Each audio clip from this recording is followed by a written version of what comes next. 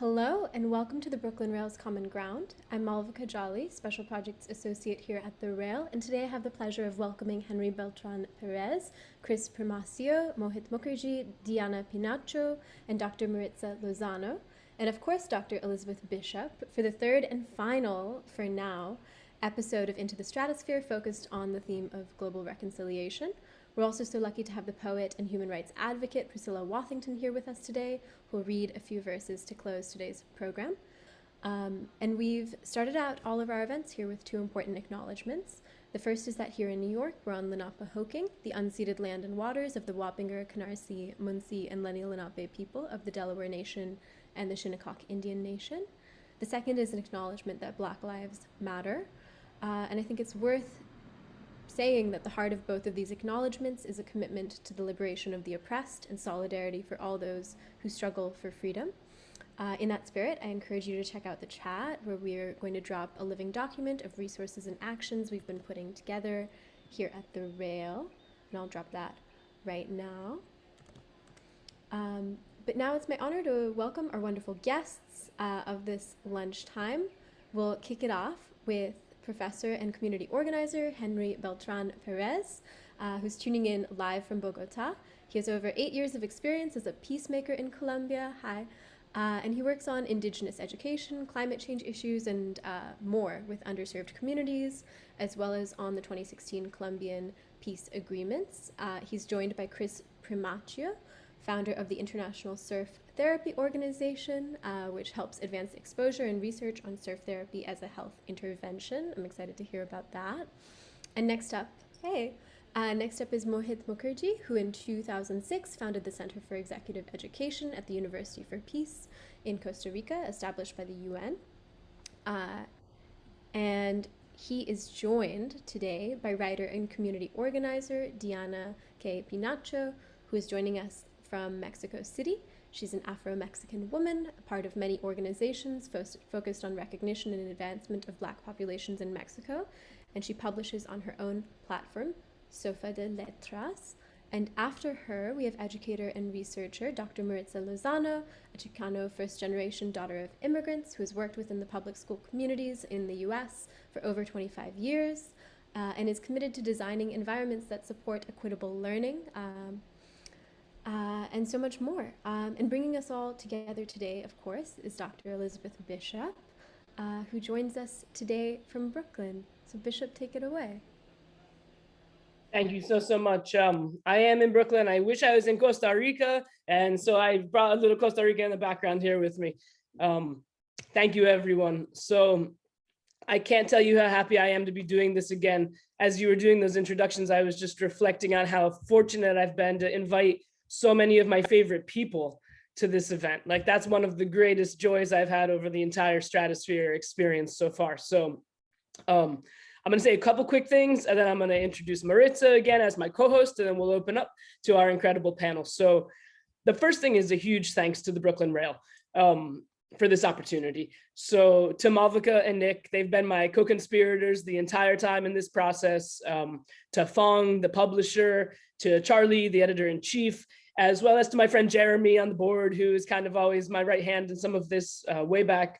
And, you know, this all began because in September 2020, we published a guest criticism called World on Fire, and brought together like 12 individuals, Henry was one of them, to kind of write about the state of the world as we were writing 6 months into pandemic crisis. And from that, we did a panel in December with 4 of the extraordinary Black liberationist women scholars in my life who were participating in that. And then we decided to keep going. And that's how the Stratosphere was born. So in April, we had our first event with the remainder of the writers from that series. And that focus was on community care, the notion of community care, self-care and community care. And from there, this past May, we went to the idea of radical healing and brought in a new kind of range of individuals, some real powerhouse people in New York City and elsewhere. And I knew that as we kept going, I wanted to go global, international, really be thinking in those ways. So I'm thrilled to have the folks that are here. The idea of global reconciliation is enormous, but so is the idea of radical healing, and so is the idea of community care, I would argue. So Two things that I will tell you before I quote James Baldwin to you, like I always do at the beginning of these, and then throw the mic to Maritza. So the first is in September when I was writing the introduction, there was a line in which I said that we push back against the disaster that was COVID-19 kind of civil disunity and respond to the system of evidence that is in front of us, a world screaming for recalibration, aftershocks of an overdue quake that has forever displaced us. And I've been thinking a lot about that in this moment. I was talking to Henry last night, and he said to me, so global reconciliation, like reconcile to what? You know, like reconcile to what's been kind of terrible or oppressive to us, or reconcile to a future that we do want. And so, you know, when I think about why I invited all of these people you're about to hear from, everyone has a lens on what it means, I think, to reconcile towards the future that we want. And so that's kind of where we're going. And I have at all of these events, James Baldwin is my prophet. And so I've always quoted him at the beginning of each one. And I'm going to read from an excerpt from No Name in the Streets from him, in which he's talking about trying to find a place that can be home in the world. And this is when Baldwin left the US. And here's what he said. He said, "How wary I was of wandering, how I hoped to find a resting place, reconciliation in the land where I was born. But everything that might have charmed me merely reminded me how many were excluded, how many were suffering and groaning and dying, not far from paradise, which was itself but another circle of hell. Everything that charmed me reminded me of someplace else, someplace where I could walk and talk, somewhere where I was freer than I was at home, someplace where I could live without the stifling mask. It made me homesick for a liberty I had never tasted and without which I could never live or work. In America, I was free only in battle, never free to rest. And he who finds no way to rest cannot long survive the battle." That last line I'll read one more time. He who finds no way to rest cannot long survive the battle. And so, you know, for me, for Baldwin, for so many of us, Zoom fatigue is real, right? Like this moment of just exhaustion from these past 15, 18 months has become profound. And so one of the reasons I'm absolutely thrilled I've invited everyone who's on this panel today is they've all got great insight into how we kind of build where we really do want to go. And it is my extraordinary pleasure that I was able to bring in my friend, Dr. Maritza Lozano from Los Angeles to co-host with me today. And so, you know, when Maritza and I were prepping for this, we started talking, and Maritza was talking about what it means to be in right relationship to things, to each other, to the land, to the earth, etc. So I'm going to throw the mic to Maritza because we are in right relationship to each other, and she'll kick it off. And so here you go, Maritza, all you. Thank you so much, Bishop, for inviting me to be here today.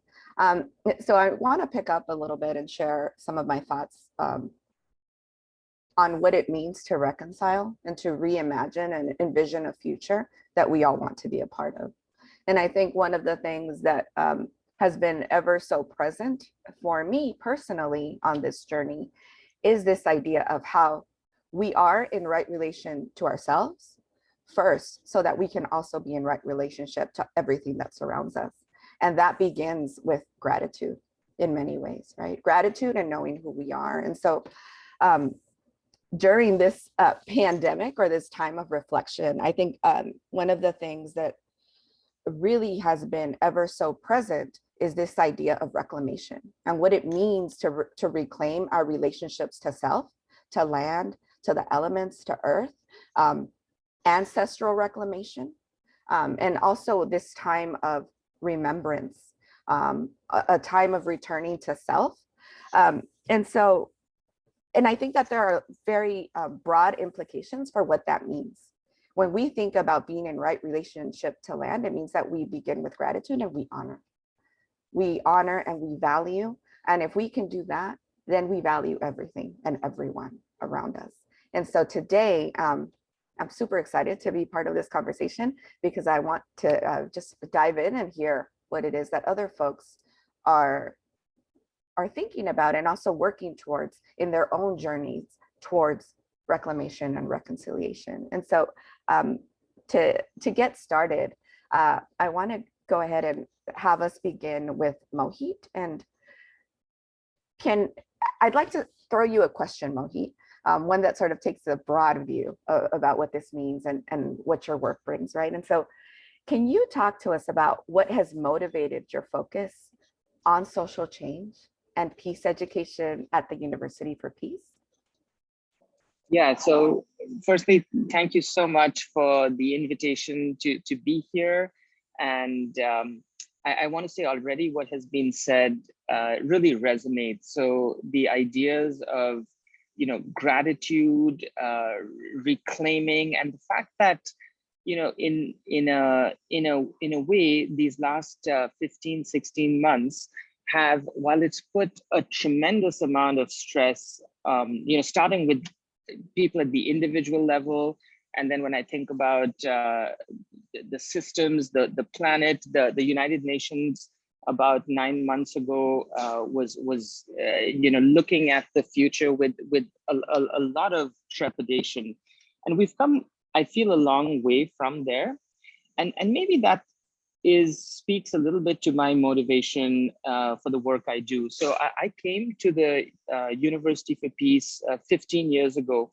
It's headquartered in Costa Rica because Costa Rica is a country that doesn't have an army. It abolished its army back in 1948. And it's also a country that has really invested in this idea of sustainable development. If you look at satellite pictures of Costa Rica from the 70s, the green areas keep growing. And it's so this recognition that we are actually one with the planet is great in theory, but in practice, we also know the material needs of feeding and clothing and housing people. And it's developed, I would say, a business model around being able to do that in a sustainable way. So, so hence, the University for Peace is headquartered in Costa Rica, but it was established by the United Nations, and it's really an international university. So you know, personally, when I got to the University for Peace about 16 years ago, there were these different master's programs that all went into these areas that are barriers to peace. There's a master's program on gender and peace, on environment and peace, on media and peace.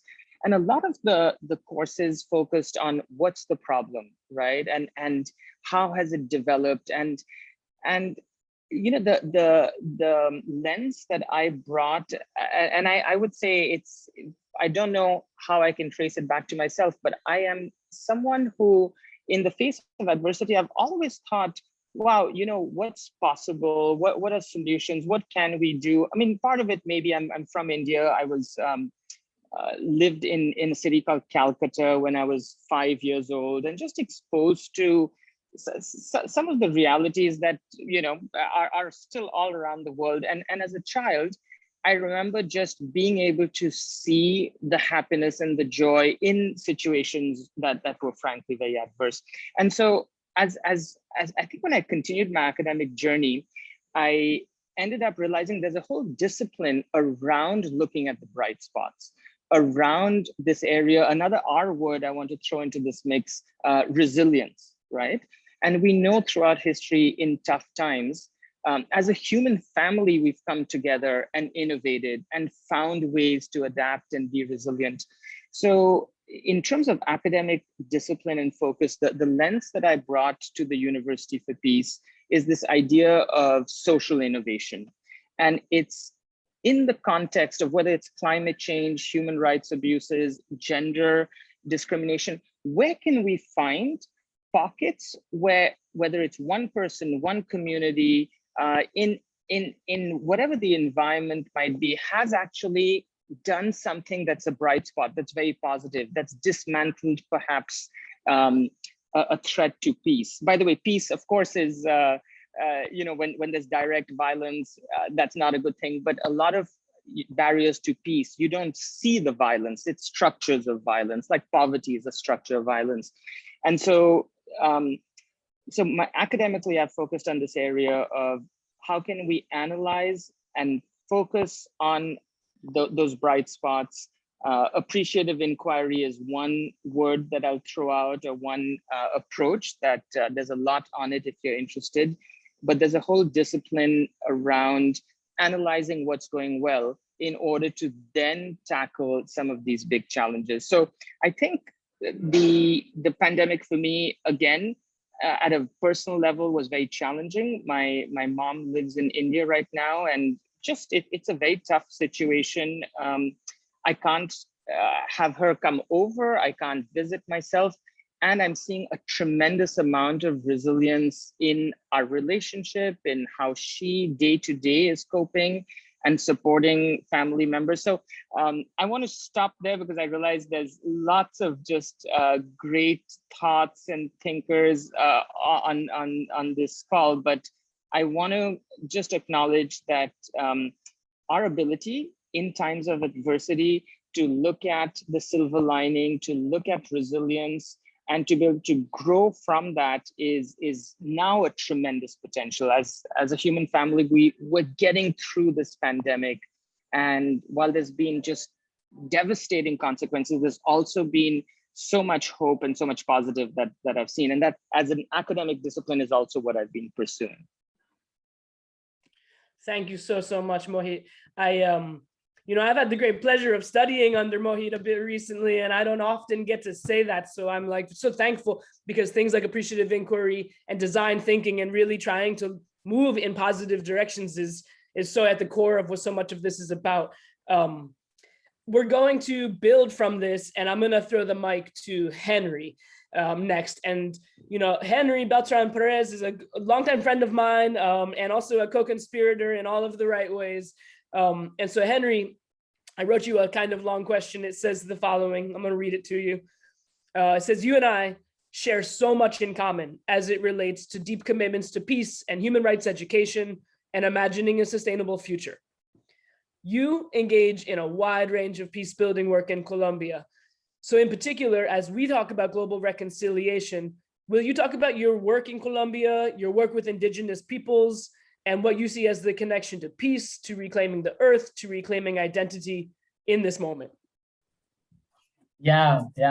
Thank you for having me and for these beautiful and wonderful spaces.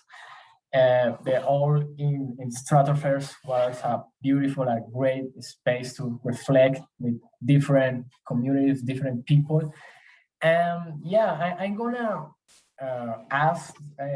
I'm gonna resolve the question before. I wanna make a short intro, because when I was invited to speak about global reconciliation and talking with different friends about it and reflecting on the world on fire, the world on chaos in which we are living. We worked the last year with you, Bishop. The first thing that came to mind based on my peace building experience here in Colombia was reconciliation about what? What is the global transgression that needs a global reconciliation? Was the pandemic? Did the pandemic offend humanity, and therefore do we need a reconciliation? And then I realized that the origins of the word reconcile go back to the Greeks exposed of returning to the council, to the assembly, to the union, to the agreement and consensus with others, even with the enemies. Yeah? Indeed, reconciliations, it's to me again, even with the opposite, with the aggressor, in a global society that again shows highly dangerous faces aspects. So returning to my original question, reconciliation about what are these global aggressions that we need a global reconciliation? For that reason, I want to talk later. I want to emphasize in two principal aspects.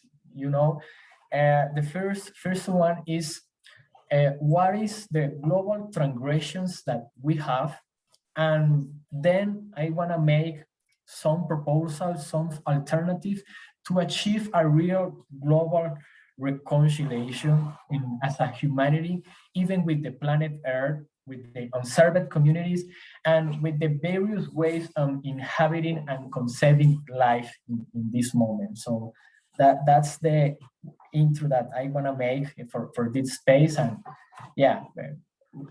return later.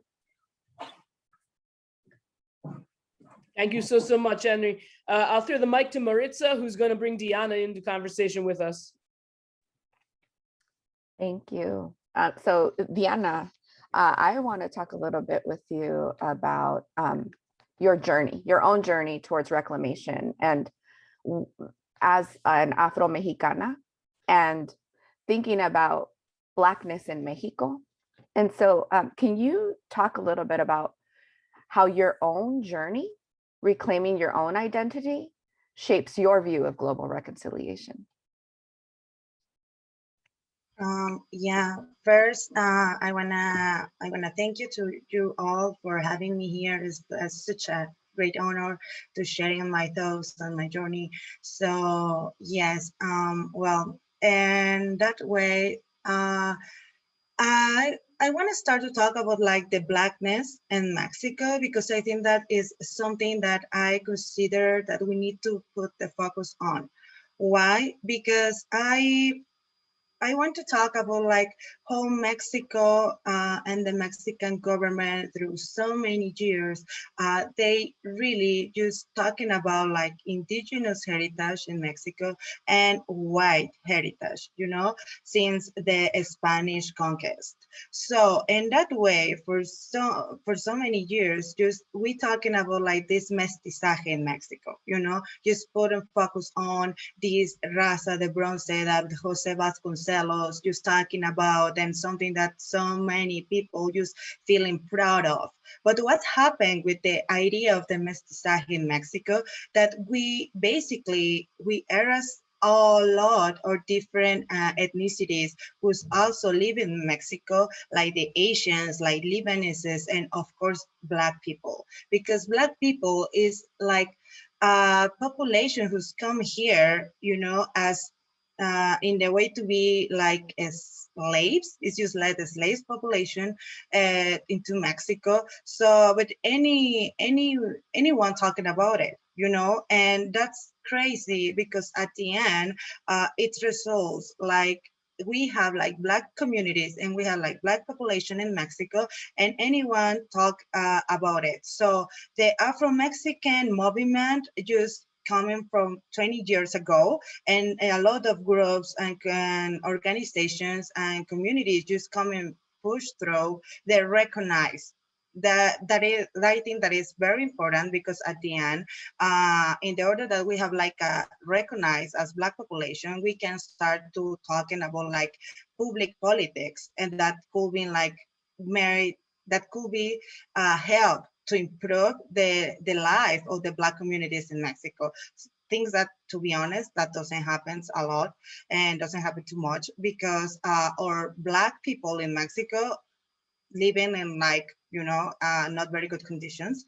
And that's what I want to start to talk about, because I think that this is coming with also something related with racism, you know, in Mexico. So, and I think that that's very important to talk and to put focus on, because Mexico is a kind of society that we deny that we are a racist society. You know, we always trying to talk about like we are like classes society, but we don't accept, or we don't want to accept that we are racist. So what happened with the Black population in Mexico is that the people always, even the Mexicans, think that doesn't exist in Mexico, and they think about like foreign persons, like Colombians or Brazilians or Afro-Americans, when they see Black people in Mexico. So this is coming through like a big journey for us,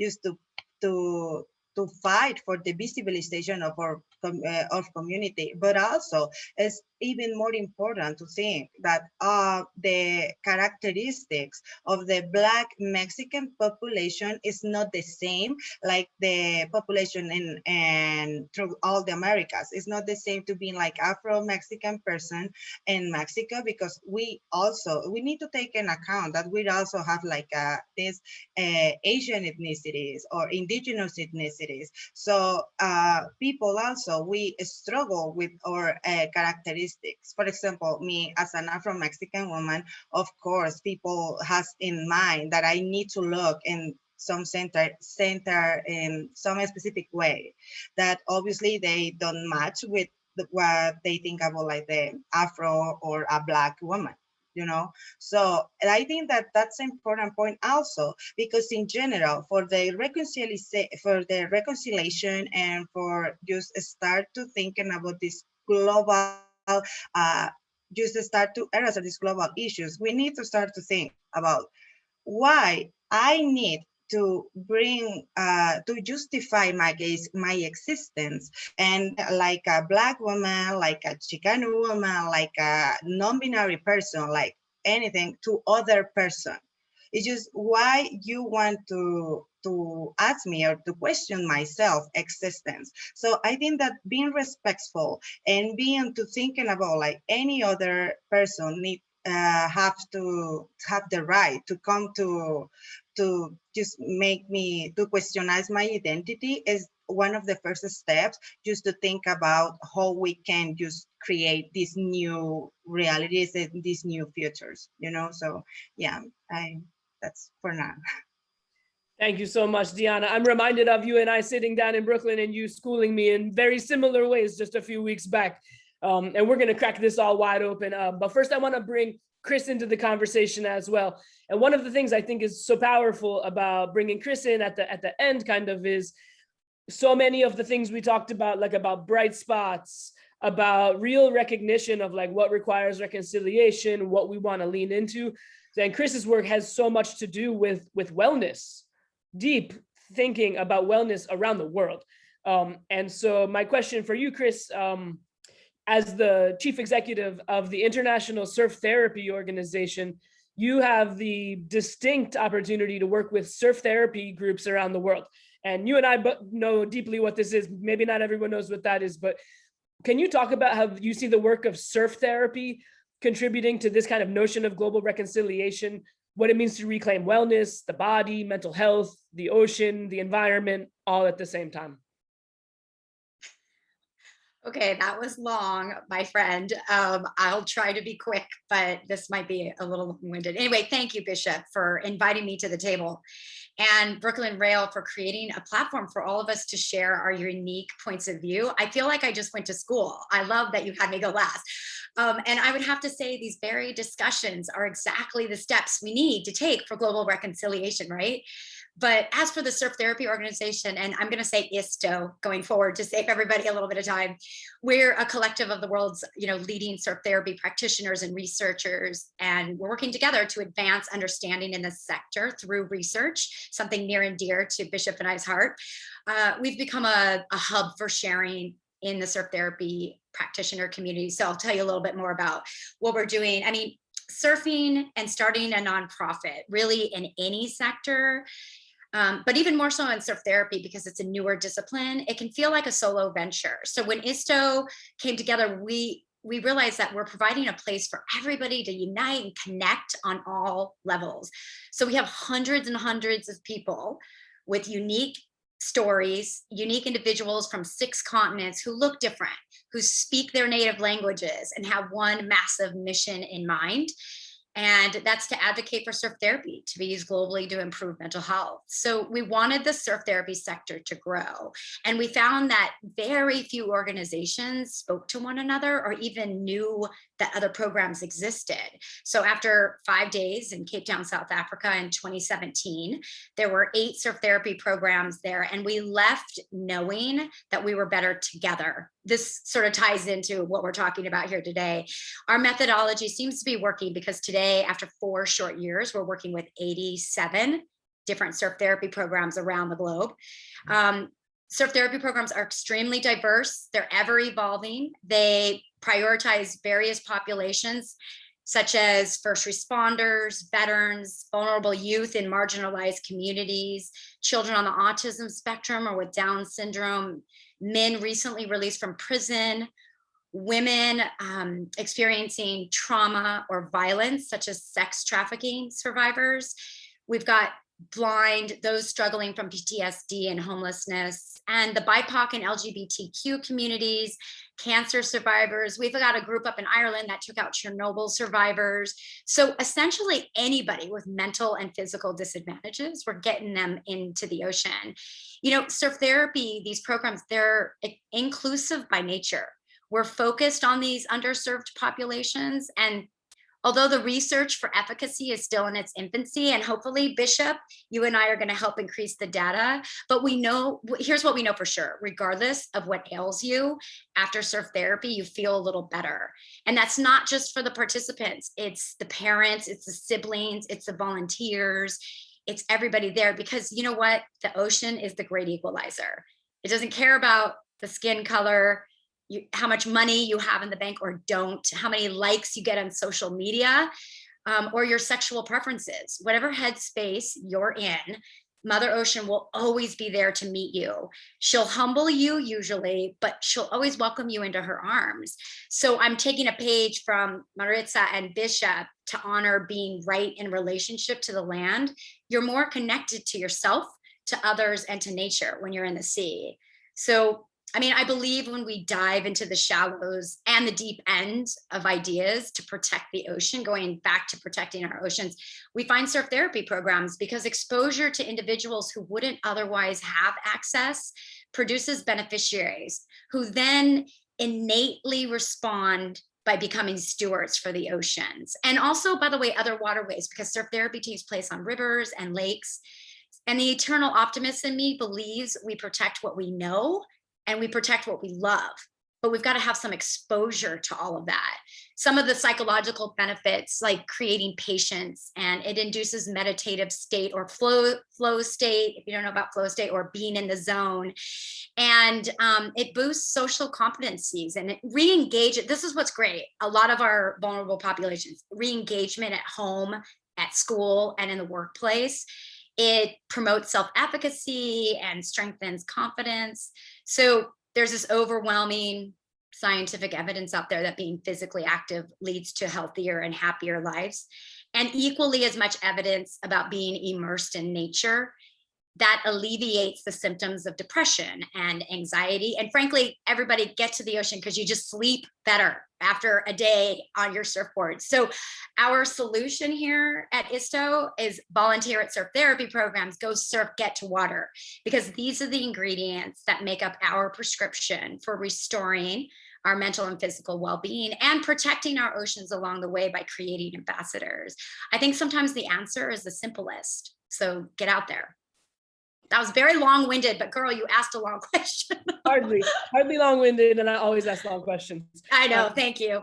Thank you so much, Chris. The phrase "protect what you love," you know, protect what we love, like that just resonates so loudly for me. I know that the Surfrider Foundation has also been pushing into this notion of protect what you love. And so yes, the ocean and also our communities and each other, right? Frankly, our friend, Dr. Yolanda Seeley Ruiz, who has been on a bunch of these panels with us, talks a ton about critical love and not being afraid to use the word love. And I think that when we even look back at the entire series that we've had in the Stratosphere, and many of the people in the audience have been at all three of these events, you know, community care, radical healing, global reconciliation, it's all deeply connected around kind of self-care, community care, inclusivity. When you were talking about inclusion in the ocean, like that just really resonated. If we could create spaces on the land that replicate what happens often in the water, that seems to me like, you know, like a one of many entry points. And so many extraordinary things have been said. We're going to make sure all of the people on this panel get to jump back in. And, you know, one thing I'm interested in hearing about more too is just bright spots. Mohit, that phrase is going to stay with me, I think, all day, probably. I want to throw the mic back to Maritza, my co-host, and give her opportunity to comment or throw a question to the group. And then I'll do the same. And then Malvika and the folks from the rail will help us moderate Q&A.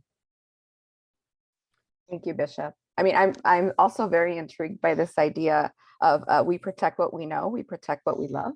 I love that. I'm going to retweet it later. But one of the things that it makes me think about also is how being in nature or being in relationship with the elements, what it is that we learn, right? And so one of the things that I've learned about the ocean is that the ocean is not the place to ground. The ocean is the place to flow, right? Which requires adaptation and flexibility. And I think that those are the kinds of lessons, and I'm just going to go back to Mohit. When you think about bright spots, when you think about design thinking, it's really about this. It's a question of adaptation and flexibility, and really getting to know the current reality, and connecting to that. So those are, and that I think connects to the work that Henry and Diana are doing, right, in Colombia and in Mexico, with trying to address these things that are static, or yeah, I mean, I think like these narratives that are static, that offer points for resistance. But I'm trying to formulate a question, and it's not coming. Maybe Bishop, you have one, right? But this idea of bright spots and resistance, when what we need is to flow. Yeah, and so I think let's get into flow a little bit. Thank you so much, Maritza. I'm so happy that we're doing this together. Mohi, I saw you on mute before, and I would love to throw you the mic, actually, if you're open to it, and just you can help us kick it off, like what you think before you came here, as well as what you've heard. How are we talking about bright spots when we think about reconciliation? Yeah, I wanted to jump in the conversation because I was thinking what holds us back sometimes, right? From experimenting, trying something new in the face of adversity. Chris, when you described your organization and what it does, you're dealing with such a tough issue, mental health, and you found, I love the simplicity of what you're offering, and then the benefits. The benefits, and now the science is catching up and is documenting all the benefits. So I was thinking about what holds us back sometimes from experimenting, from trying something new. Frankly, when I walked into this panel today, Bishop, I was very nervous. It's people, it's a topic that's big. Who am I to speak on this topic? I don't want to take too much space. And I realized that it's giving myself the permission to experiment. I certainly didn't feel like I had everything clear about what questions I would be asked and what I'd contribute. But I said, Mohit, worst case scenario is that I look back on it and I think about how I would do it differently, right? I would learn from the experience. So I think part of design thinking is giving ourselves the space to try something new, to not take ourselves so seriously, because then we just want to stay in that safe ground and work on things that we know are going to be successful, which doesn't allow us to innovate. And by the way, in the face of this pandemic, we've needed to innovate, right? I mean, whether it's at an individual level, how do you stay sane if you can't leave your house, or at a scientific level, how do you create a vaccine in a much shortened period of time? You've got to try something new. You've got to leave your ego out, because you are not going to be successful the first time, and you've got to come back with that learning mindset. So I love sometimes just the simplicity of things that lead to a bright spot. And maybe that's, if I had a question to ask people, and I ask this of myself, is what holds us back sometimes? What are our limiting beliefs that don't allow us to take that step forward? Or sometimes the limiting belief that has us only focused on things that aren't going well. And not able to necessarily connect with the silver lining, or love the idea of optimism, right? How do we cultivate an optimistic mindset? Again, the benefits have been documented. So yeah, I've loved hearing so far about the work of my colleagues, and how that the optimistic mindset, the leaving our ego out and reconnecting with nature, and realizing we're part of a human family, right? As soon as we start creating these borders, it only makes sense to people in power, but it's not the way we function as a system. So what's holding us back, and how, if we remove those, I think there'll be so many more bright spots. But thanks again for. So I'm wondering if we can take that, what Mohit just said. Henry, I want to throw it to you a little right now, man, because you're my dear friend, and you're in Bogota, in Colombia, and so much is happening right now. We should probably throw the same question to Diana, arguably afterwards, and maybe even to Chris, but how are you finding hope and optimism in this moment? Yeah, it's so hard. This moment it's very heartbreaking.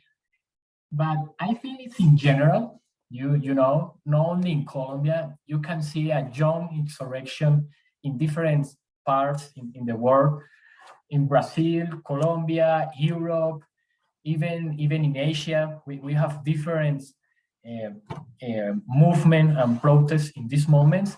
But in my experience with different indigenous communities in Colombia, there are around 100 indigenous communities in this moment. I have learned two fundamental things. The first one, there is an ancient cosmogony with a planetary relationship different from Western thought, different to interact with the planet, with the ocean, you know, with different ways to life. And the second one, beyond recognize and respecting many diverse ways of thinking that it's so important. In this moment, complex problems such as reconciliation between enemies, between even myself, requires essential elements such as creativity and imagination. And of course, you need hope to figure it out in this moment. I think the biggest problem is to manage all those global problems that we are mentioning in an old-fashioned way with actions that respond more to 20th century than 21st century. The example is the vaccination plans in each country. We need to take down the whole license to vaccination, to take the shot for everyone, because the traditional system is facing a global challenge. It deepens nationalism and has weakened the international organizations. And as a result of that is rich countries have greater access to vaccines, faster economic reactivation, and a greater inequality. So for that reason, we must focus on alternative, different, creative proposals to contribute to a global reconciliation. Yeah, I mean, and thinking about like creative entry points, obviously the work of surf therapy to me is one of the most creative ways to address like mental health and wellness. But Diana, for you too, you know, when you and I met and we started talking about writing and about kind of the complexities around who speaks, you know, for whom, under what guises, like, how are you in this moment? How do you find optimism and bright spots in this moment in Mexico City? Well, that's very interesting because when Mohi talking about and Maritza talking about like these new ways to take care about ourselves and also about like Chris said, I was thinking about a quote that I saw through internet, you know, about like the tenderness is radical. So, and I was just thinking about a lot because I was just taking back about like my self recognition as an Afro-Mexican woman. I was thinking about how many times I just feel that I don't belong, even to my own people or to my own community, Black community, because of my characteristics or my physical appearance. They just is not fit with the characteristics of the Black people it's supposed to look, you know. So I was thinking about how I found this group of women, just Afro women that is not only from Mexico, but it's also from Colombia, but it's also from Brazil, but it's also from other part of the world that uses we become in a community and then we support ourselves and this tender with this tender and with love, because love is radical, because it's like something beautiful, but love is really radical because you only, as Chris said, you only protect what you love. So in that way, now in Mexico, I think that as a Afro-Mexican community, we have like this long journey with the academia, because the academia is just basically, you know, white and mestizos people just make investigations and researches about like our communities, but what happened with our with our voices, you know. It's just our people has like this a lot of knowledge, ancestral knowledge that has our abuelas or grandmas, or has like our all population that has all this knowledge. But the academia sometimes just like we have this type of fight. But also I think that we need to think beyond, you know. I just, we can just thinking about like, is this or this, we need to looking for this reconciliation. But also I think that is a global thing, because talking with other people with another parts, I think that we need to start to think about like, yes, thank you for all this way or this path that you coming through the academia, but it's our time just talking about us, or talking about our communities with our own voices, you know, because I think that is so important. It's not the same just going to a community and just in the Pacific coast in Mexico, for example, that is from my mom's family are, and just stay for 1 week or 2 weeks. That is not, it's totally completely different to live there. It just, and I want to talk also about like all the environmental racism that you can see in these areas, you know, because it's just the people uses stolen their lands for like these big companies used to create new ways to basically explode make, you know, the land, and with no benefits for the population. And that's something that has happened already. So for here, for now in Mexico City, I'm so happy because me and one of my very good colleagues, we are working on it, and this documentary project, as I told you before, and we have like our first visit and our first touch with the community, and we are trying to telling our stories from our own vision. So I think that that's it. That's very important, because it's time that let the people talking about themselves. It's just Asian people, just Colombian people, indigenous people, people around the world. It's just basically it's Black, indigenous, and people of color. We have like our own stories, and we need to be able to tell our own stories by ourselves, just with not intermediaries, you know. So I think that that's something powerful, and we need to recognize that the knowledge is not only the knowledge that comes from the academia. The knowledge is something that our ancestors has, and we have the responsibility even to just coming through or make like this for everyone, you know. Just if we need, in order that we accept that not only the academia has this knowledge, I think that we will be more emphatic with the others. So that, yeah, that's what we're trying to do now with the Black communities in Mexico. Just not to give the voice, because I don't like that phrase, because it's just to, you know, think that the people can just think about themselves or they don't have their own voices, but just to open the space in order that they can have their own stories. So yeah, I think that that's important. It's amazing all that you just said. It's so, you know, I teach a research methods class here at the City University of New York, and you should come be a guest speaker, because, you know, we spend, one of my jobs is to bring people in and to introduce them into the arc of social science research. But I'd always say like that's kind of grounded in the white man's science, you know, from like old ideas of anthropology or ethnography. And so what does it mean to bring indigenous methods or decolonized methodologies and to really flip the script on this stuff? We have brought in before, I'm going to shout her out right now, Camille Nakid, who is a remarkable Maori researcher doing indigenous research. And she says to my students every time she comes, like, why is it that so many white researchers, I think you just made this point, why is it so many white researchers continue to research students of color and call them at risk and talk about them in poverty and marginalization? And after 50 years of that research, why has nothing changed? Like, what is the fundamental principle in the background there that is kind of holding the system in place, the structures of violence? I don't know if that was Mohit or Henry who said that before, but I wrote that down, the structures of violence, that kind of underscore some of this. And what's it mean to really flip the script on that? You know, we're running research right now on COVID-19's impact on the highest hit neighborhoods in New York City out of our university, out of the youth studies program. And when we start talking about the Bronx and parts of Brooklyn and Queens, the instinct that comes out of people's mouths is to talk about high poverty rates immediately. And of course that's true. So it's not as though that's not true, but it's a deficit framing. there's so much, the Bronx has more green space than anywhere. The same way Mohit was highlighting the green spaces in Costa Rica, like the Bronx has more green space than anyone has any idea. And so what's it mean to even take a different intellectual or conceptual framing as we look at these things, so that it's not problems for the sake of problems, but really to try to move someplace we want to go.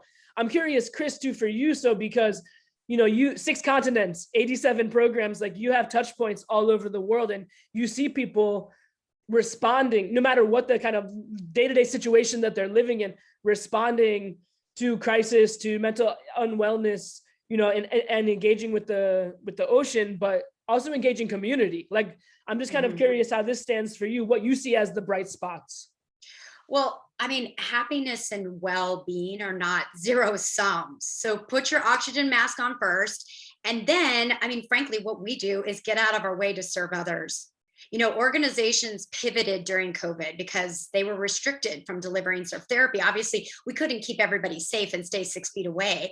But in a time that exacerbated the need for mental health support, it was crazy. So surf therapy programs said, okay, what does the community need right now? And what they needed in a lot of areas was food and medical attention and whatnot. So organizations collected money, collected food, delivered food to the neighborhoods.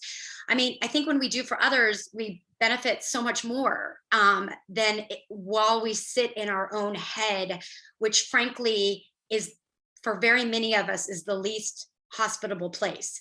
So, and the lack of kindness and giving really deprives us of the quickest route to health and happiness. So you lead with empathy in all things, and it starts right here. It starts at home, and then it goes. And there's so many little parts to this, because to Maritza, the ocean teaches us so many things about being in flow and about giving back. And I always say, ride the wave, not the expectation.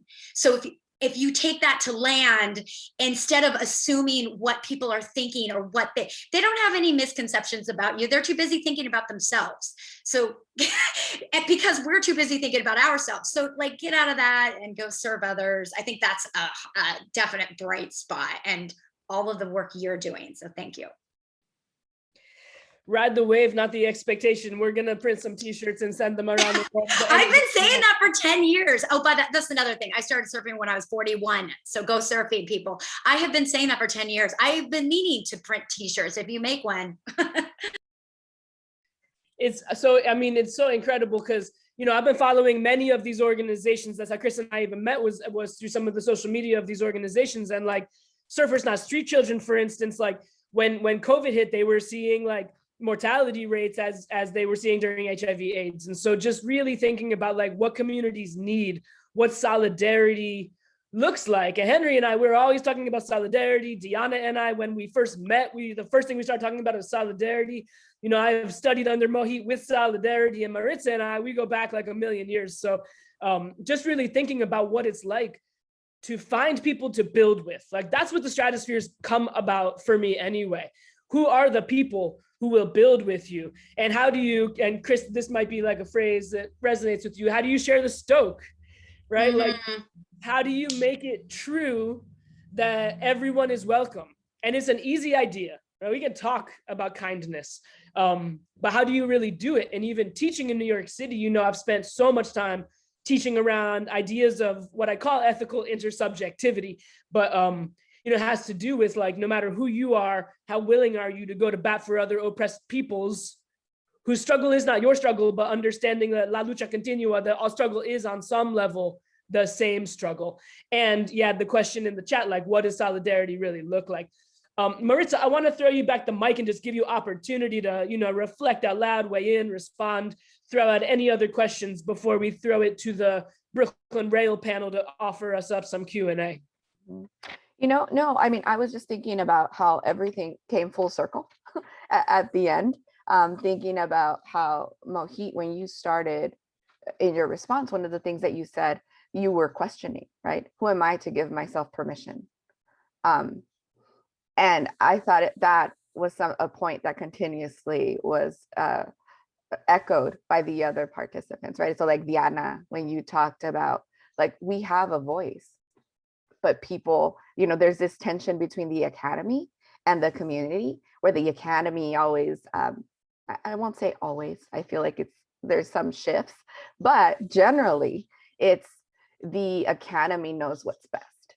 And this touches on the point that Chris made, right? Like, and Mohit, I think you're the one that said, like, science is catching up with what, you know, Chris already knows, because Chris has been, you live it, you know it in your body. And we know that because we have ancestral remembrance, and it's the knowledge that has been passed down from our ancestors, right? And so I do hold hope, right, for the future. I think that the more that we begin to blur the lines between these spaces, we'll be able to create something together. But I think that it has to start with looking at the bright spots, and it has to start with community, not making assumptions and assuming we know what's best because, oh, you know, there's all these things that are missing, but rather, what is it that community, like, what do communities need? They know best, not us trying to come in and tell folks what they need. So. It's also reminding me, so for those of you who are at episode 2, our friend, soon to be Dr. Damaris Dunn at the University of Georgia, quoted Zora Neale Hurston, and the question she asked was, what makes you jump at the sun? Like, what makes you jump at the sun? What makes you find the bright spots that are the things that motivate you? And for me, it is absolutely the humbled feeling I get, the critical humility of being with all of you. And the Rail. And so thankful to the people at the Rail for having offered us this space. I want to make sure we bring Malvika back in because she's our MC magician of the hour and a half to kind of help us crack open the Q&A, and then, you know, we'll Q&A. We would love to hear from people in the audience. No question is a stupid question. We're open to anything. And then we will conclude the event with an incredible poet. So Malvika, can I throw you the mic? Yeah, brilliant. Thank you so much. And thank you all. This has been an incredible conversation. I've been taking so many notes and neglecting organizing the questions because of all the intoxicating wisdom that's been coming through. I want to throw the mic first to our very own Jess Chen, who has a question that I think is at the heart of a lot of the thoughts I've been having.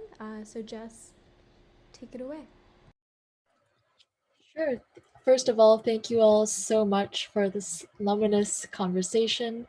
It's been really amazing to hear all of you speak today. My question is pretty broad. I'm interested in the way that this kind of progress toward global reconciliation loops around, stops and stutters, and the way that progress always involves some sort of misstep, some sort of detour maybe. Could you speak to a moment in your life in which you realized that you needed to step back or make that detour, and maybe describe what that moment of realization involved?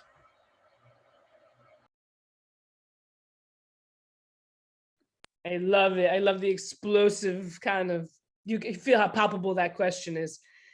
Missteps, recalibration. I keep thinking about wipeouts, frankly. I know that the metaphors of the ocean are going deep right now, but does anybody want to crack this one open? Yeah, I don't mind jumping in with a quick personal story that I think might be reflected at what's happening a bit on the macro level. So I moved around just because of the nature of my dad's job. I think 7 different countries from 0 to 18, and was exposed to very different realities. I was born in Greece, ended up, first schooling experience was in France, but then I spent 2 different periods in India. And so just came into the realization, wow, there are these stark differences in socioeconomic realities, and education is done so differently in these different places. And so I went into college thinking, I want to be a player in the field of education, in the field of, you know, thinking about these issues of one human family, kind of, which is what I'd experienced. To make the long story short, I got recruited out of college by a management consulting firm. And I went and saw a college counselor then. I said, you know, I always thought I'd go into a different area. And he said, you know, if you go into management consulting, the skills you learn will always be useful for you. And then you can't go from being, you know, educated to management consultant. You can go the other way. Good advice, I think. But then 3 years later, the consulting firm I was with offered me a deal where they would pay for my business school if I came back and worked for them another 3 years, right? And they actually did a little kind of chart on what my salary would be after business school, the loan repayment program. And I just realized, wow, that's what I had not been flourishing or in flow those last 3 years as a management consultant, because I'd been not working, my head and heart were disconnected. I was working on issues that were interesting intellectually, but my heart wasn't in it. And now they were putting a deal that would basically, I'd be signing off the next 5 years. And I took a sabbatical year. I wasn't courageous enough to say thank you, but no thank you. I took a sabbatical year to make up my mind to actually not go to business school, but I went to ed school.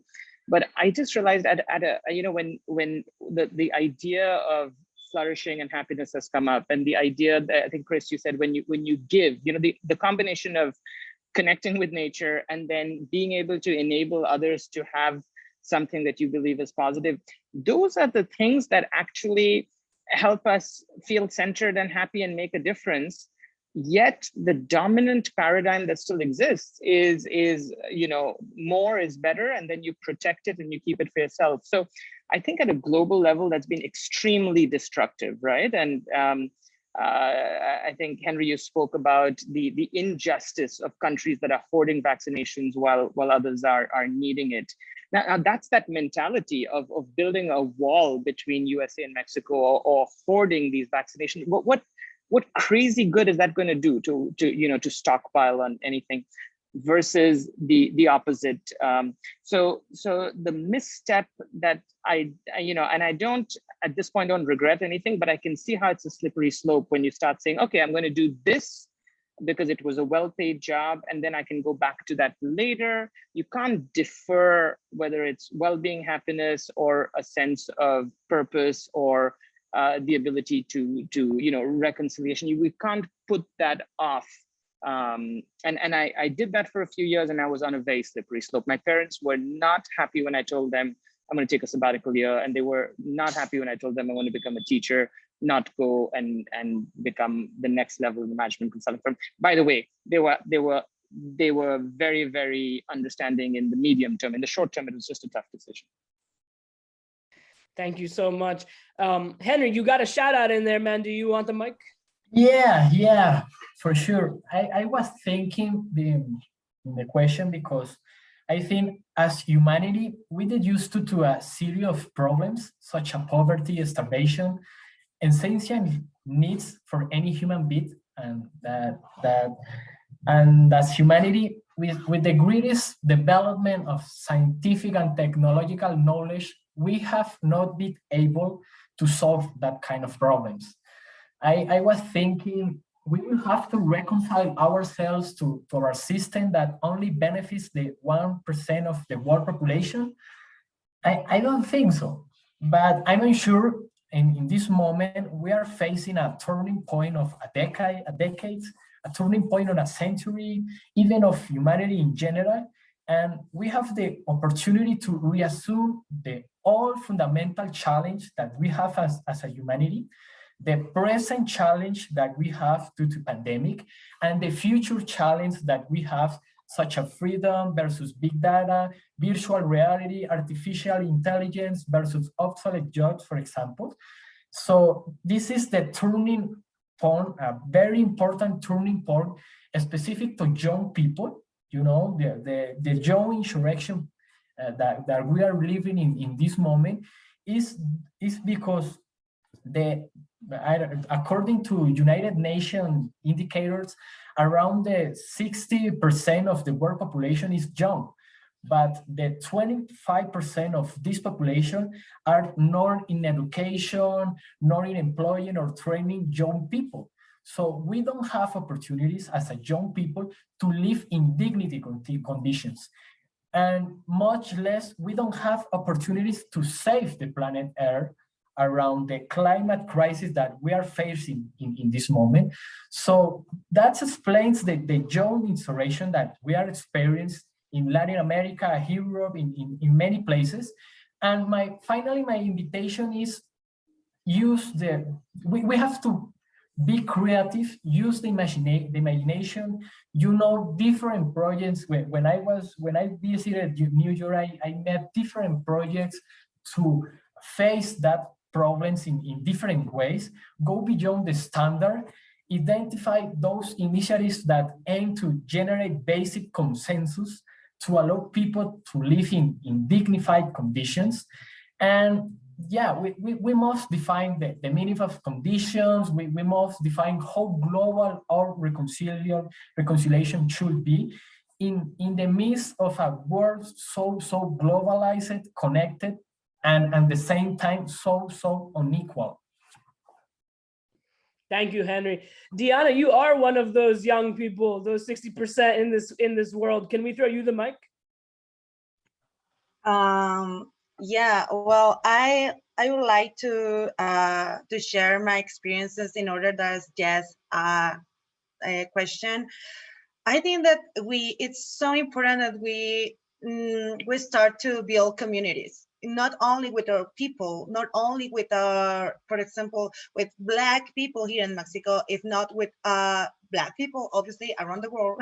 That is what we're trying to do in the organizations that I belong, but also with others and with everyone. I think with everyone who's been opened to create these alliances, because I think that that's one of the important points to start to face it, all these inequities that exist around the world against all the Black, Indigenous, and people of color communities, and for example, I want to come with two personal examples when I really feel like so tired about like all this activism and all this situation. Just first of all, I want to say that the first time that someone called me like, you are an activist, I really feel like I'm frozen. I said like, this is a big responsibility. I don't know if I want to handle all of this, because it coming with like not only like to talk in panels, that is awesome because you learn a lot, but it's also about like to learn every day, and most important than anything, just listen. Just learn how to listen. And I think that that's one of the most important points. And in all this in all this system that we want to rebuild, it's just, just listen to the other in order to feel this empathy about that their process, and then just learn more about your own process. Because I remember that one of the first shots that I have, like, when I said like, I'm done with this, I don't want to just continue with this, was the first was at the end of 2018, when a lot of people just talking about like, why she's talking about Black population if she's not Black?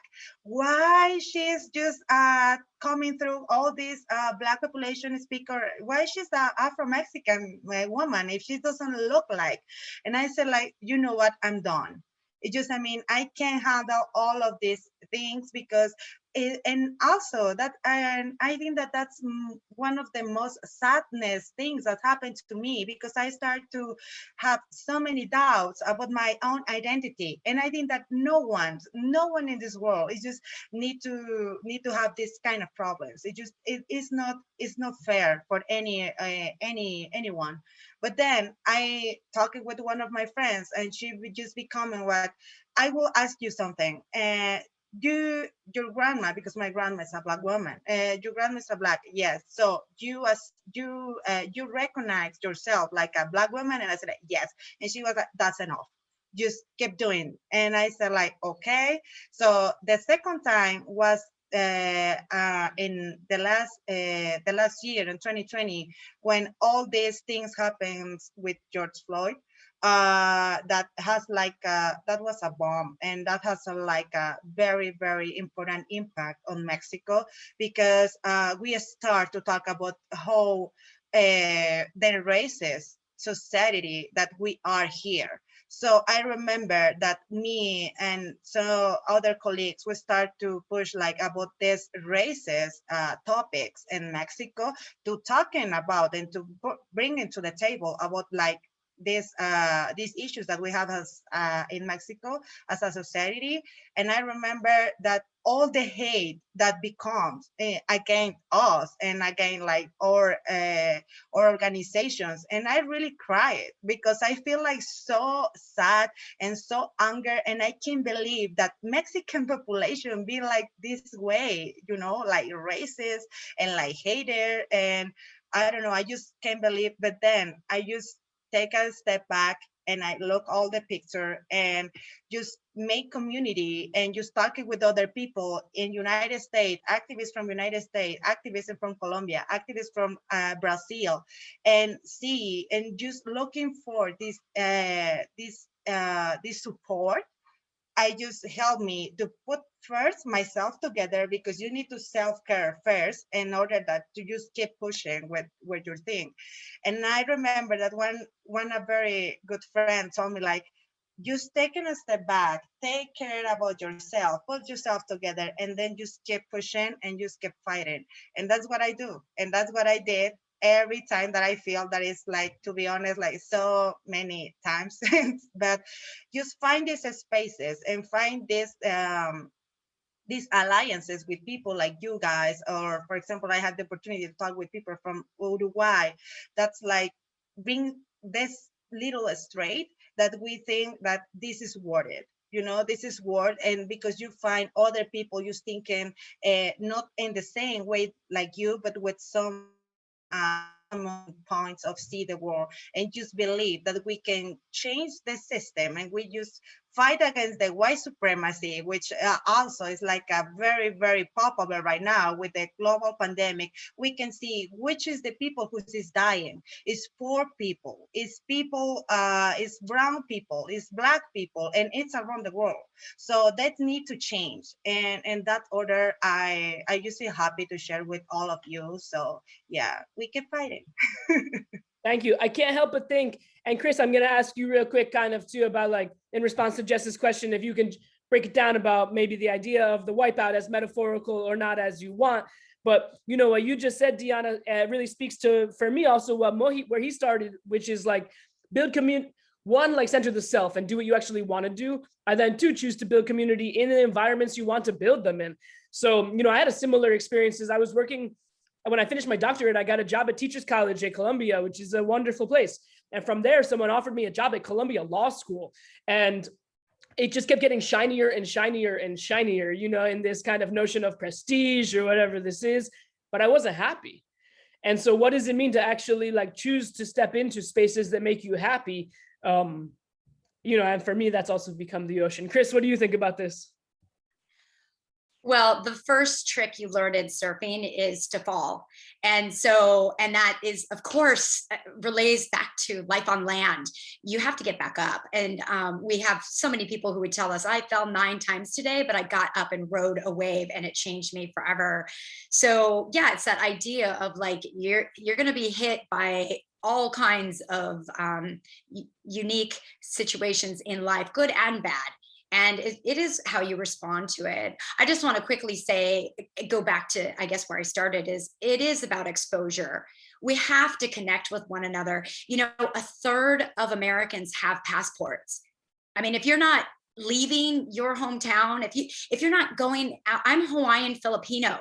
If you have not sat down and had a good Asian meal, you are missing out. You got to get out there, go try different restaurants, ask friends to, like, go explore, and ideally get a passport and go somewhere else, because it's really, really, really difficult to hate when you sit down and have a conversation. It is very difficult, regardless of where they came from, and even sometimes their beliefs, which may differ from yours.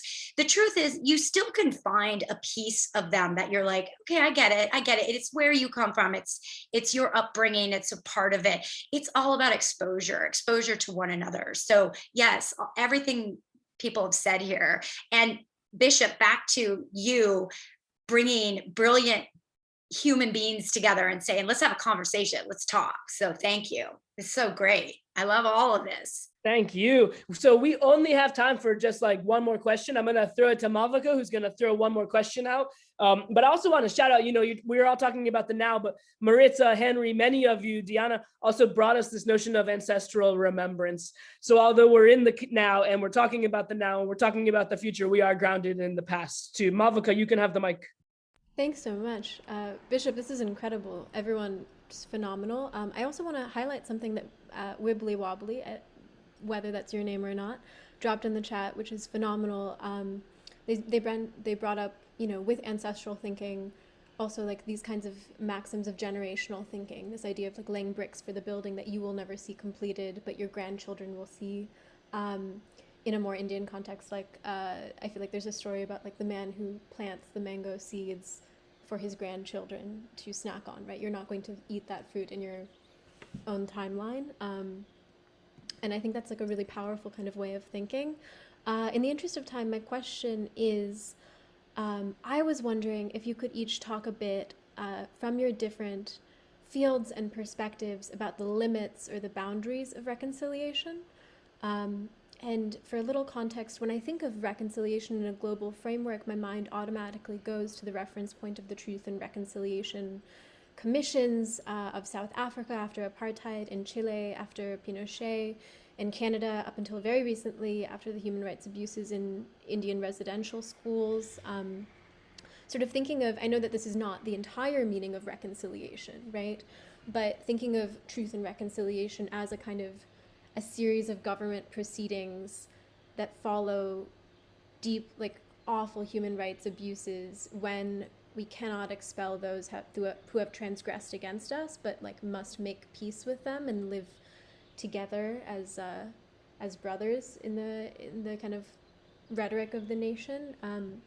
And you know, I have a very conflicting view on what, you know, on this kind of form of reconciliation. And I feel like this has been kind of like on the tip of everyone's tongue in the past several weeks as we've watched, you know, what's happening in Sheikh Jarrah and the West Bank. You know, I'm wondering what are the limits of reconciliation? Like how much of a debt or a bond do we owe to one another to be reconciling? And possibly like, how do you know when it just can't be done? A question that could be like an entire edited volume, and we each get like about 1 minute or less on it probably, because we have a poet coming next. So just to say that, I'll say this much, which is the only thing I want to reconcile to is a future that is sustainable and inclusive. So I am not trying to reconcile to the nonprofit industrial complex or to academia or to any of these things. I want to reconcile to a future I can't even imagine. Chris. I'm snapping for you. Can I just ditto that? Reconciliation, I mean, I said it earlier, you know, the ocean is the great equalizer. And so if we have this sense of us all, you know, having equality and inclusion and diversity, you have to invite different people to the table to know more and learn more. So yeah, reconciliation comes from inclusion. I'm sorry to just ditto you, but Bishop, that was brilliant.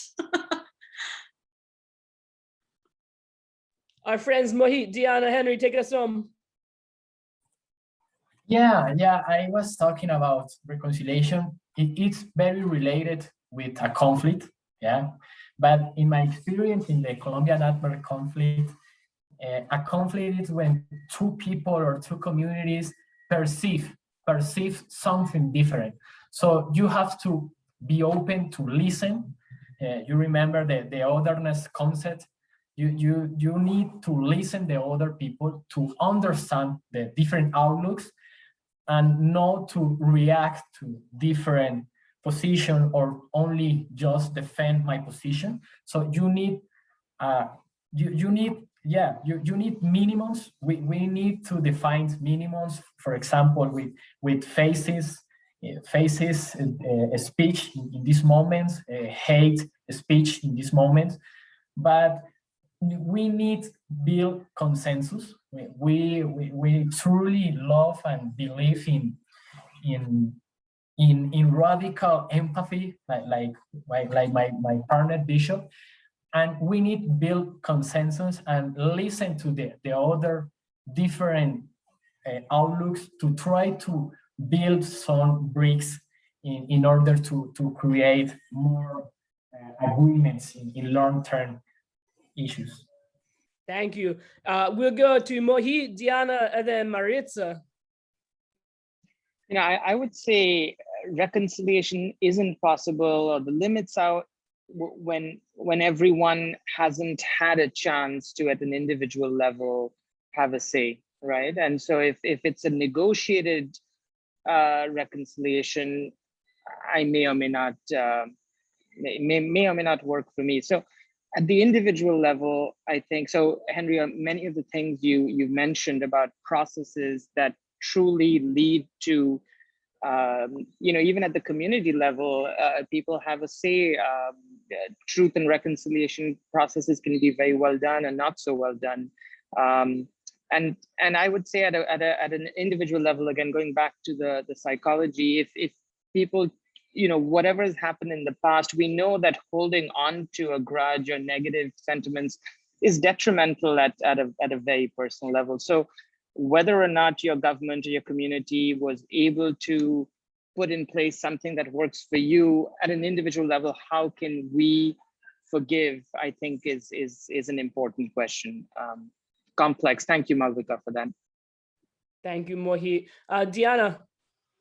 Well, I just want to say that it's not about like to being blind and just pretend that we are not different, because accepting our difference, I think that is the first step. And then we can just thinking about like this intersectionality concept about like how the different type of violence just coming through our bodies, our communities, etc., and our lands. But also, I write something and I will try to make the translation because I write in Spanish, of course. So it's like the thing in the fight is not, again, it's not about to make this interchange with the oppression system. It's just, I don't want to just to make this interchange and now just take the position of being the oppressor. The fight of all of us is about to fight against all the oppression systems that is just in the world, and in that order, if we have just the same objective, I think that reconciliation will become with the start just to looking for the equal good living situation, not living situation, sorry. It's just the dignified ways to live in our communities for all the people. So I think that is how we can start to think about like the reconciliation. Thank you, Diana. Marissa, you've got the mic, and then you can throw it to Malvika for the closing poet. Thank you. I've been sitting here thinking about like what's something short and sweet that could capture it. And I think for me, it begins with caring about, quote unquote, the other as much as we care about ourselves. Because if you can't care about other people the same way you care about you, I think that places from the get-go the limit. So thank you. And I'll throw it back to Malvika. Thank you all so much. For our closing remarks, before we transition to our wonderful poet, I'd love to throw the mic briefly to our very own Phong H. Bui. And Phong, you should be able to turn on your microphone at will. Hola, Bishop. Hola, everyone. Thank you for the wonderful. I'm sorry that I have been in and out because of constant meeting, but I did manage to hear with my left ear what's being said here. Thank you for the whole series. Definitely, Bishop, Maritza, Chris, Diana, Mobit, and Henry. It's very important what you guys have raised up in this urgent, perpetual, very indispensable subject that we've been trying to reconcile for so long. And it's not about reconciliation that require overnight action. It's accumulatively, historically speaking, and as I sort of mentioned in my editorial, it was such a great remark that I even memorized it. It says, a Native American elder once described his own inner struggles in this manner. Inside of me, there are two dogs. One of the dogs is mean and evil. The other dog is good. The mean dog fights the good dog all the time. When asked which dog wins, he reflected for a moment and replied, the one I feed the most. So that's exactly the important thing. I appreciate you saying also that the ability to listen is the most important thing. It's not so much at an individual, how much we're eager to win the fight. The ability to listen is to deeply be understanding what the other is saying And secondly, we have to feed the good dog with love. And that's what we're doing. We're feeding the love right now. So Dr. Bishop and company, thank you so much, you guys. This is exactly what the rail, why it's free. 20 years we've been doing this. So now we have that extended family with you all. That's super important. We're going to be part of this community. And we're going to work on this forever. This is where it begins, you know? And so I don't know what to say. Thank you. Be grateful to you all. And please be in touch with love and courage, you all. Now we can go back to the poet. Can't wait. Grazie mille. Thank you so much, Phong. Truly second all of those remarks. This has been incredible. So at the Rail, we have a tradition of ending with poetry, and today I'm thrilled to welcome Palestinian-American writer, editor, and human rights advocate Priscilla Wathington. Her debut chapbook, Paper and Stick, which reckons with the impact of Israel's militarized permit regime on Palestinian family life, is forthcoming later this year with Tram editions. I'll drop a link in the chat. Her poems and other writings have appeared in Gulf Coast, Michigan Quarterly Review, Mizna, Matter, Sukoon, and many, many others. She joins us today from the Bay Area, I believe. And Priscilla, take it away. Hello, everyone. What a wonderful community this is. I've been to other Brooklyn Rail events, but not a part of this series before, and it's such a wonderful gathering. Thank you for having me. I'm going to jump right in and then give you a little more context after I have warmed you up. Plastic soldiers. What if every desire in your life had a checkpoint, manned by tiny green soldiers, poured on a factory line that began with a giant bath of toxic swirls, cooled in batches, into predetermined postures, some leaning forward into an enemy that is open-ended for you to provide, some standing perfectly erect, fused to a gun that will elongate, not snap if chewed. For simple agendas, Jaffa oranges, a trip to the sea, a single figure will do. For more serious pursuits, a selfie on Le Salève, lunch with your cousin, allow yourself some decades, or begin training a seabird who may yet pass the plastic in its belly. Area C. And a little context for those of you not familiar. The Oslo Accords divided up the Palestinian area into A-B, which was put under the Palestinian Authority, and Area C, which holds the bulk of the land of the West Bank, but is under Israeli security movement control. And it's the area where heavy settlement expansion is taking place. Meanwhile, Palestinians have to get permits if they want to build, and they very rarely are successful. So this poem is called Area C. The map, emphatic with grayed lines, areas, declaratives of spellings, conqueror streets, shrinking seas. Tell me what difference whose name we spit over the pothole. Fiat's coarse tires crack into earth, begotten of sergeants, swallowtails, topsoil, profiling, how much runoff, owl, rain, estrogen. Below, other horizons, other names for skulls. Let's agree. The map, self-portraiture, parse its starvations, cannot point us south. The chapbook that Malvika mentioned, Paper and Stick, I wrote while I was working for an independent local human rights group in Palestine called Defense for Children International Palestine.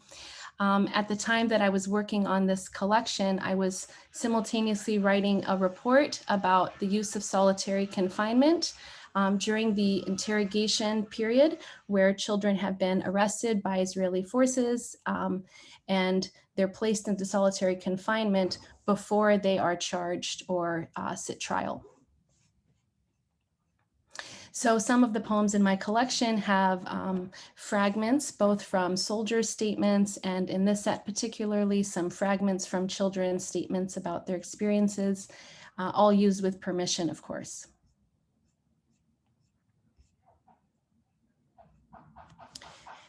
Interrogate the breaks.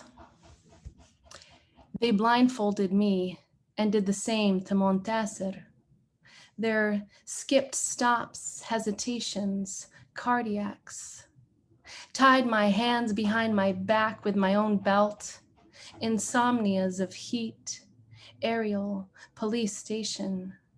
The dropped phrase where the named strip searched me.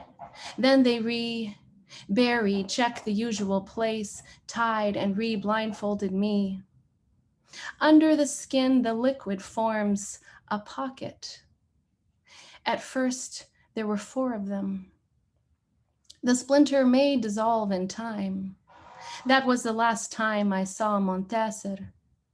Into the tissue, a temperature was controlled manually. The cell was so cold. Policy to extract every foreign. I could not close my eyes. Body, be sure the blade clean. I confessed to the accusations made against me. I just white Kia. What happened to me was a mouth. White Kia pulled over. Inside a wave curl, a common gnaw. My ribs, prayer in its cavity, had their handguns, bowels of clam and merman. Threw us into the trunk, sink all bubbles into the illustration. Felt my body was breaking, the list of unknowns long. They took us like lanternfish that dark away with their tiny lights, a mattress that had not seen the sun. Each day, my commune with the whale refused me water. Its wants appear, 4 rays of sudden color. Just because I called Abu Amir a rat, we ask what we are in common denominators, my friends who confessed against me. What of us? So I'll stop there since we are kind of at the end of time. Thank you again for having me. What an incredible chance to share and to be with you all and to listen. Thank you so much, Priscilla, and welcome into our Rail community. I dropped a link to Priscilla's chapbook in the chat, which will be available for pre-orders very shortly. And thank you so much, Henry, Chris, Mohit, Diana, Maritza, and of course, thank you, Bishop, for bringing us all together, opening us up so beautifully with the invocations of Baldwin, and for filling the space so beautifully. Thank you all for sharing your lessons and your intuitions with us. It's obviously bittersweet to be saying goodbye to this little series, but it's very beautiful to be saying goodbye together with you all. As always, we'll be sharing the recording of today's reading on our archives as well as on YouTube, so it'll be available very soon if you'd like to revisit this magical space in the future. And please join us again tomorrow when we're joined by artist Nina Kachadurian in conversation with Rail Editor-at-Large Thurza Nichols-Goodeve, and that will be, as always, at 1 p.m. right here in the Zoom. Other than that, thank you all so much, and I'll invite you to turn on your microphones if you'd like to say hello to one another or goodbye or anything else that comes to mind. But thank you all so much. This has been really special. Thank you. Thank you. Thank you, everybody. Bye. Thank you. Thanks, Bishop. Amazing. Thank you. Thank you Thank you, all. Brooklyn Rail. Thank you all. Stoked. Good job, everyone. Stay So much. stoked. Thank you. Thank you, Henry. Thank you, Deluxe. Sarah. Mohit, Love it, stuff. Perez. Henry. Bishop, Diana, Henry, good job. Yay, thank Thank you you. so much.